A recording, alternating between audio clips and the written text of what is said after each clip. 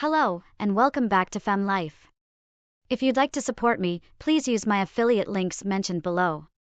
Every purchase you make will bring me closer to my gender transition. We had been married for a few years. Our wedding had been traditional, held in a church. My wife looked stunning in her white dress with a long train and veil, truly a vision of elegance. The murmurs of admiration from the guests made me feel incredibly fortunate to marry such a wonderful woman. We settled into a typical middle-class life, a house, 2 kids, a pet hamster, everything we had once dreamed of. One idea I had always cherished was to take my wife to Las Vegas and renew our vows on one of our anniversaries. With priorities focused on new homes, cars, and kids, this dream took a backseat. After saving diligently for 20 years, I finally had enough. In February, I told my wife that we would be spending our anniversary in Vegas. I asked if she would renew our vows in one of the chapels, and she eagerly agreed. I arranged everything, tickets, reservations, and we would stay at the Riviera, a lovely spot at the end of the strip. I was also excited about the female impersonator show there, as I crossdress and hoped to learn some tips from the professionals. Everything was set, and 2 days before our anniversary, we flew to Nevada. The flight was smooth, and we enjoyed each other's company, leaving our daily worries behind. Upon arrival at the hotel, everything went smoothly. Our room was pleasant, and the staff was attentive. We had 2 days to gamble, sightsee, and enjoy shows before renewing our vows. On the first day, we did just that, staying out until 2 a.m. We decided to get some rest. The next morning, the phone rang at 9. Sophie answered, thanked the caller, and told me to get up or we'd be late. Late for what? I asked. We have appointments at 10. We need to shower and have a quick breakfast, she said. Appointments? For what? I asked again. It's a surprise.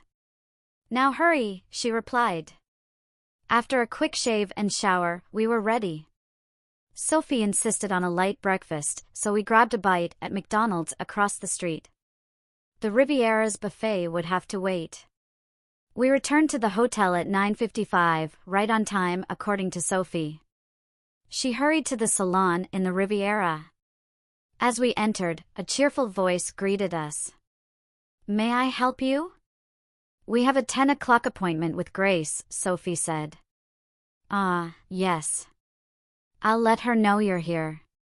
Please have a seat, the receptionist, named Ruby, replied. Thank you, we said in unison as we took our seats. So, what's happening? I asked once more. It's a surprise.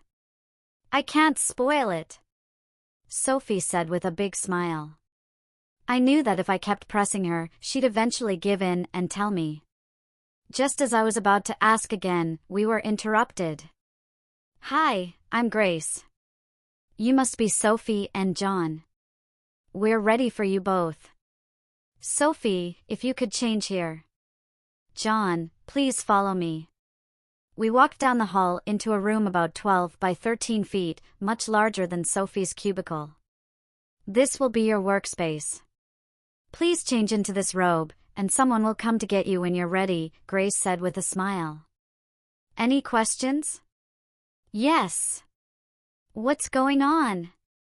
Sophie's been very secretive, I replied. Since Sophie hasn't told you, I can't either. I promised. Just go along with what's about to happen, I'm sure you'll enjoy it. With that, Grace closed the door.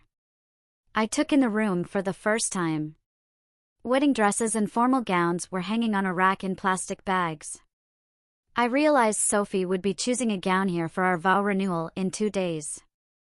I figured it was fine to see the gown, considering it was for a vow renewal. I sat on a small bench and changed into the robe. It was short and silky, definitely a woman's robe, but then, we were in a ladies' salon. I opened the door slightly, and a chime sounded. About 30 seconds later, a man peeked around the corner. I'm John. I'm here to handle your transformation. Shall we begin? He asked. Transformation? What transformation? I asked. We have 3 hours to turn you into a blushing bride. From your reaction, I can tell this is a surprise, John said. I was speechless. My mouth was moving, but no words came out. I'm part of the female impersonator show here at the hotel. My job this morning is to turn you into a beautiful bride. Let's get started so you're not late for your wedding, John said. A bride? Me? How? I was stunned. My mind was racing to catch up. I followed John to a booth and was told to lie back and relax. I see we have a significant deforestation project here, John said, examining my body hair. I'm not exactly fortunate in terms of physique, too tall, too heavy, and very hairy. John seemed confident it wouldn't be too challenging. He brought out electric clippers and began trimming my body hair down to half an inch. The room suddenly felt colder. Afterward, he used warm towels to soften my skin. He then brought out a jar and cloth strips, with Ruby to assist. They started waxing my legs, which was manageable. My back was okay too, but my stomach and chest? That was quite uncomfortable. John apologized and mentioned that if we had more time, we could have used a hair remover, but he was concerned it might leave my skin red. I was now hairless and chilly. They even talked me into getting a bikini wax so I'd look nice after the wedding. The final step was applying a generous amount of aloe vera lotion to soothe my irritated skin. It felt much better afterward, and my skin was smooth and soft. With that done, we moved to another room filled with wigs. There must have been 100 displayed on heads, with more in boxes piled around. Ruby and John examined my face, then reviewed the wigs. Ruby selected 2, and John picked 2. We tried on all the wigs to find the best fit. They finally chose one that was a slightly lighter brown than my natural color and fell to my shoulder blades. This length works well, John said. We can style it up or leave it down, depending on the dress she chooses. Let's move quickly, we don't have much time, Ruby urged. Next, we went to the manicure station. Ruby worked on my toes first, giving me a salt scrub and foot massage before applying cherry red polish. She said it was to make my feet look cute. Then, I had to sit still while she filed my fingernails and added tips. Though my nails were long for a man, they weren't long enough for a woman, she explained. After filing, Ruby applied a base coat, color, and clear top coat. My hands actually looked feminine, even with a size 12 ring finger, matching my cute toes perfectly.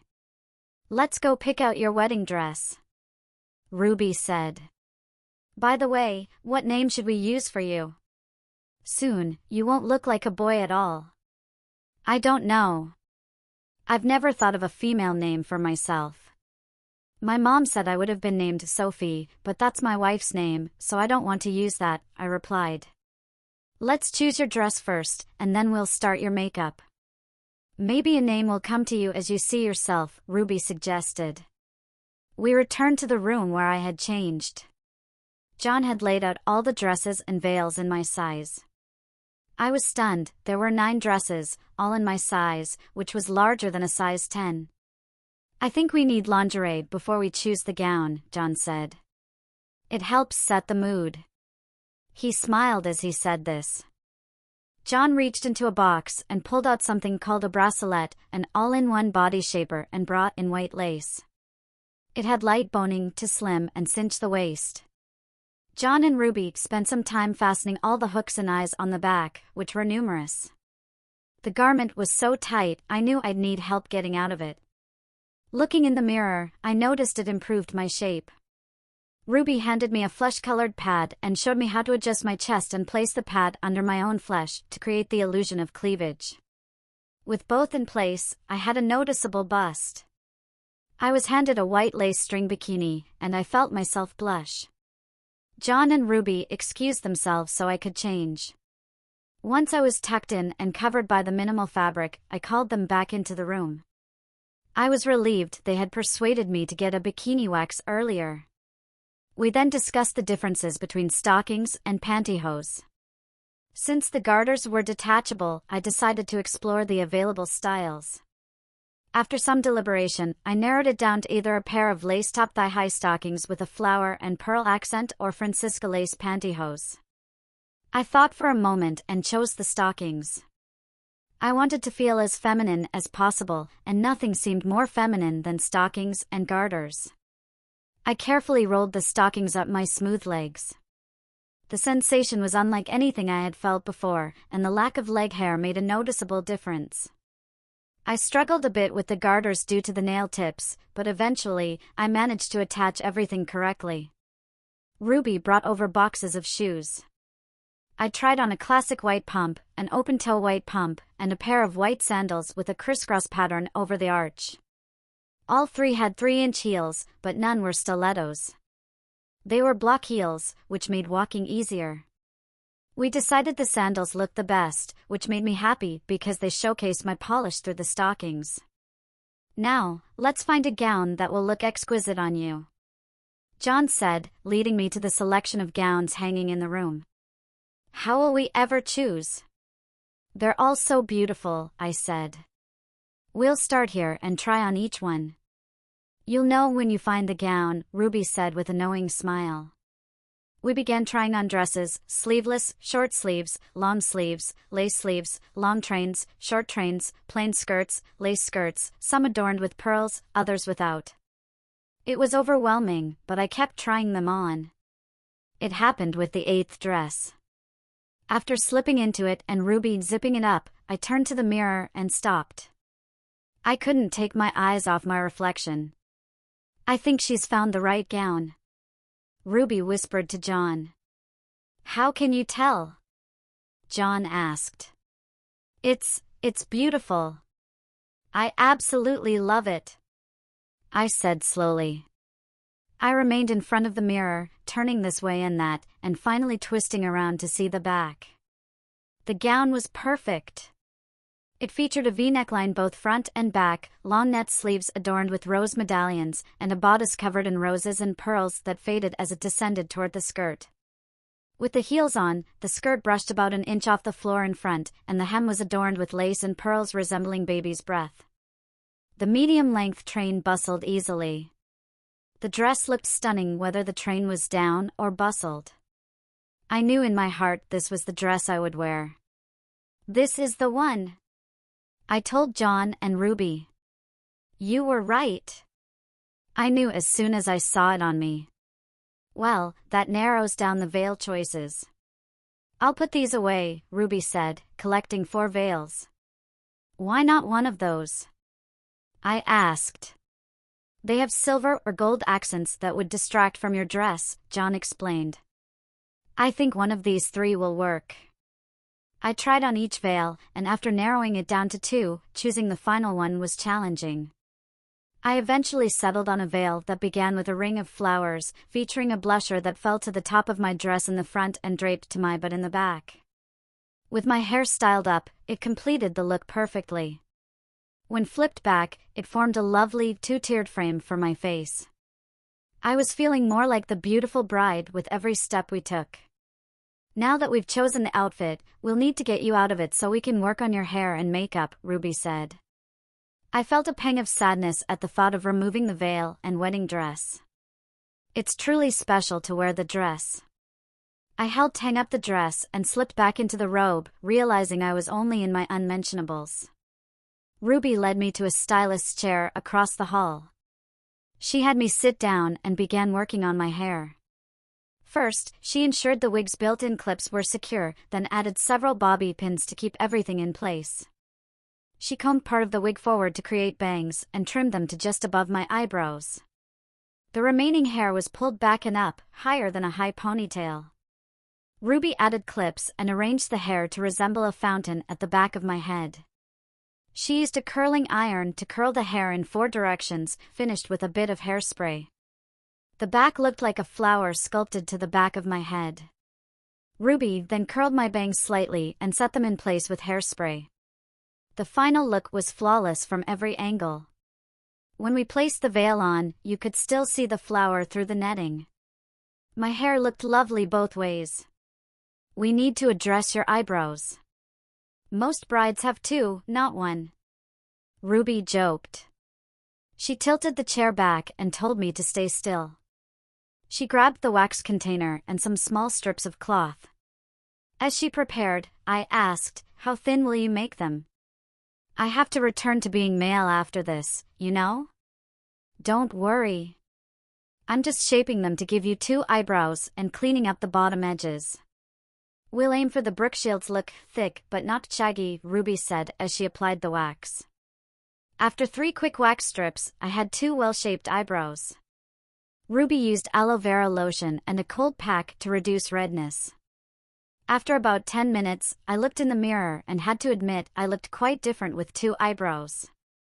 "Now for your makeup. What color is your maid of honor wearing?" Ruby asked. "Maid of honor? What maid of honor?" I responded, thoroughly confused. "I thought dark purple would be nice," John said, entering the room in a purple dress. "Oh, I forgot to tell you, Amelie will be your maid of honor. Do you like it?" Amelie wore a beautiful floor-length gown in a shade called grape. It featured a scoop neck with short puffy sleeves, a fitted bodice, and an embroidered spray of roses from the center bust line over her left shoulder. She carried matching opera-length gloves and wore coordinating pumps. Her wig and makeup were perfectly done, making her look like the ideal maid of honor. "How did you do that so quickly?" I asked. "I do this every day," John explained. "So I've got it down to a routine. It's just like any other woman's hair, except mine is already styled before I put it on." After complimenting Amelie on her gown, Ruby reclined my chair and instructed me to listen closely to how she applied my makeup so I could practice it myself.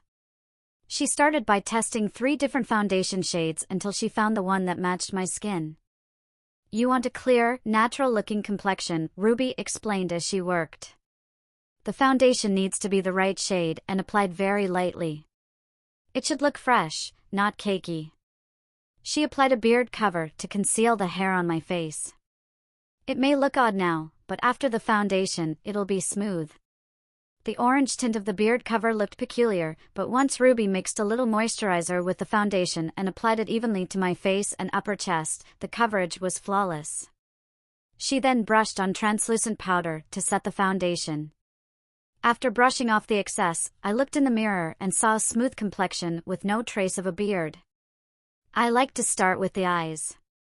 "Lean back and let me work," Ruby said. The chair reclined, and Ruby got to work on my eyes.